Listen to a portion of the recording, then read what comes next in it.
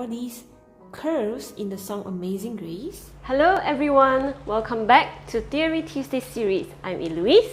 In today's video, you will learn what all these curves are and how to play them on the piano. To get a soft copy of the printable PDF of the handouts, you can check out my Patreon page. The link is in the description box below. I will also show all our members the step-by-step tutorials on how to play this amazingly recognizable and famous song Amazing Grace on the piano. You'll get to learn both the melody and the accompaniment. So do stay till the end of this video to get the most out of it. Let's go straight and dive in. Theory Tuesday series, Lesson 4B, Tight Notes, Ties versus Slurs. Ties merge multiple notes of the same pitch. When you see a tie, it means that the durations of the notes are added together to create a longer note. The red line here is the tie. Example 1, two crotchets, 1 beat each, tied together have the same value as a minim, which carries 2 beats. So in this bar, there are 4 beats, 1, 2, 3, 4. Another bar, it's also 4 beats, 1, 2, 3, 4. But because there's a tie here, this note has 2 beats. So we count 1, 2, 3, 4, 1, 2, 3, 4. Middle C, D, E, F. 1, 2, 3, 4, 1, 2, 3, 4. One more time. 1, 2, 3, 4, 1, 2, 3, 4. The same notes join with a tie. 2 crotchets equal to 1 minim. Example 2. 2 minims carries 2 beats each. Tied together have the same value as a semi-breathe, which carries 4 beats. So this is a minim, another minim, same notes tied together equals to 4 beats. Example 3. A minim, 2 beats, tied to a crotchet, 1 beat. Minim, tied to a crotchet. These 2 notes, they are side by side, having the same pitch. Just that they are carrying a different rhythmic value. So this is 2 beats, 1 beat. Here is another tie, 2 notes, side by side, same pitch. A crotchet joined to another crotchet. Let's see how this is played on the piano.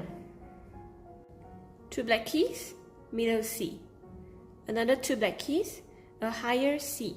1, 2, 3, 4. 1, 2, 3, 4. One more time. 1, 2, 3, 4. 1, 2, 3, 4. Question: why do we need tight notes? You need a note to last over a bar line or multiple bars. For example, I want this note G to last over more than 1 bar. I just have to draw a tie below them. Secondly, you want the tight notes to be played as if they were 1 note. The tie allows me to hold the G note across multiple bars without having to press G, G, G 3 times. Let's see how this is played on the piano. 2 black keys, middle C. Another 2 black keys, a higher C. 1, 2, 3, 4. 1, 2, 3, 4. 1, 2, 3, 4. One more time. 1, 2, 3, 4. 1, 2, 3, 4. 1, 2, 3, 4. Let's do some practice here. Let's say you had 2 bars of crotchets in 4/4 beats, meaning 4 beats in 1 bar, okay? But you wanted the last crotchet of bar 1 to last 2 beats instead of 1. Last crotchet of bar 1, this is it. I want this crotchet to last 2 beats instead of just 1. So what do? Some of you may think that I can change this note to a minim.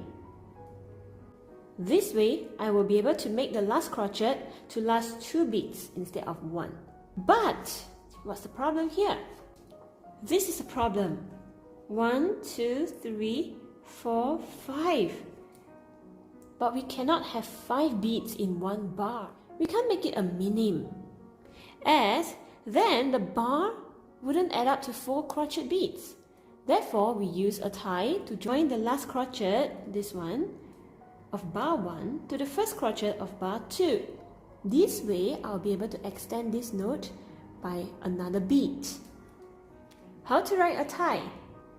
It has to be written from the note head at the opposite end to the stem.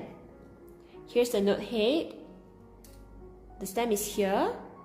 We draw at the opposite side of the stem. Similarly, here's the note head. Here's the stem. We draw it from the note head and at the opposite end to the stem. So it's here.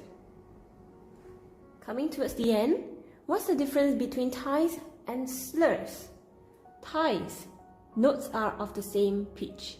Slur, notes that are tied together are of different pitches. Same pitch, tie. Different pitches, slur. A slur is an articulation symbol that tells the musician that the notes are to be played legato, which means you play them without separation. Here's a tie, because this is the same pitch. Here's a slur. We have 2 slurs here, because they are having different pitches. Let's do some practice to strengthen our understanding. In today's practice, we'll be using bass clef. This note is in a space. Do you remember the mnemonic? For bass clef, notes in a space, we can use all cows eat grass to remember. This note is in a second space. Second space is cows, which is a C. So here's C. It's another C, and they are joined with this curve. This curve is called a tie. The second curve involves 3 notes being joined together. Although this first note is the same as the third note, there is a note that has a different pitch in the middle. We consider it as a slur. Different pitches, a slur. Same pitch, a tie. By now, I hope you understand what are all these curves in the song Amazing Grace and how to count their beats. You see that all these are connecting different pitches. Only this curve is connecting notes of the same pitch. Here comes to the end of the lesson. I hope you have learned something. Comment below to share with me your thoughts. If you like this type of video, remember to like and subscribe to this channel. Also, click the bell button to be notified whenever a new video is uploaded. So the task for this week, I want you to practice the song Amazing Grace on the piano. Next video on our Theory Tuesday series, we're gonna learn rest duration. It's gonna be really exciting. Bye!